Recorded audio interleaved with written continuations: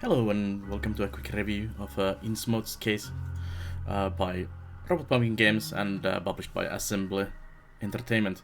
And the Innsmouth Case is basically it's kind of visual novel or kind of your choose your own adventure type of game. I usually don't play too many of this type of games because they're usually themes that I don't really care about.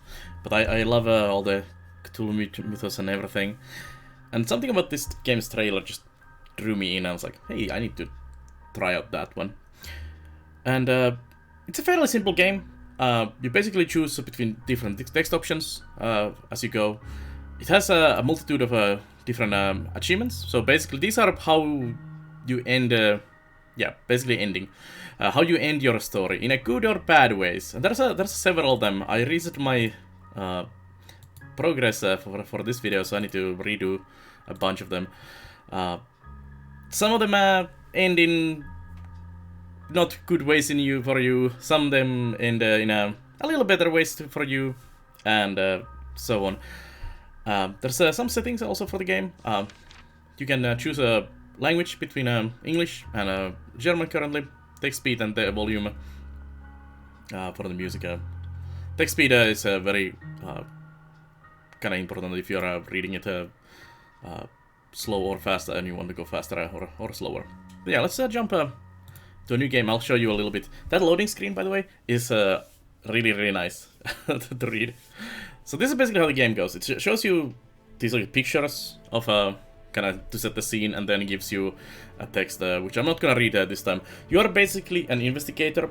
And this is your office, and it tells about your place, and then there's a next arrow for next, and then you do a decision if you want to go stay home and or at your desk or so on.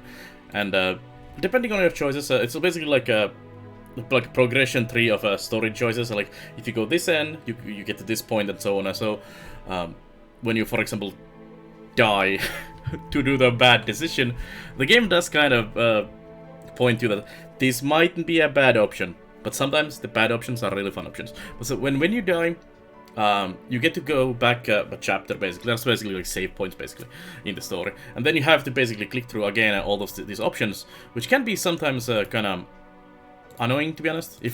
Especially if it's like a long chain of options and you chosen, then went to a bad direction, and then you need to redo it.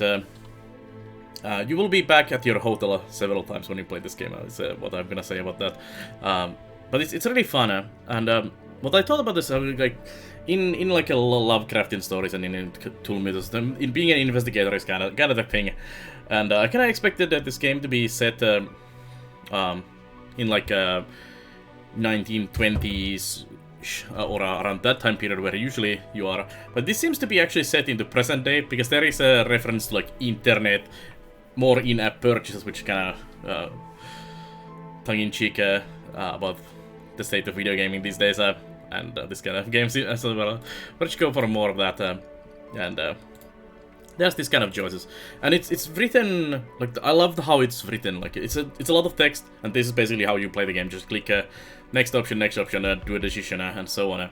But the text, I do play some very text-heavy games. It seems to be also part of this whole Lovecraftian thing to have a lot of text, with like Sunless Skies and Sunless Sea and all those games where you have to read a lot. But the reading and all of writing in those games, and this game especially as well, is very well done. Like very well done. And I was chuckling and laughing about some of the options here a lot.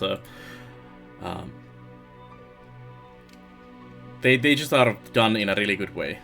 When cultists try to murder you in the middle of the night, and you claim them to be a sex cult, and then they're like, "We are not a sex cult," and then there's, "Mommy, what's a sex cult?"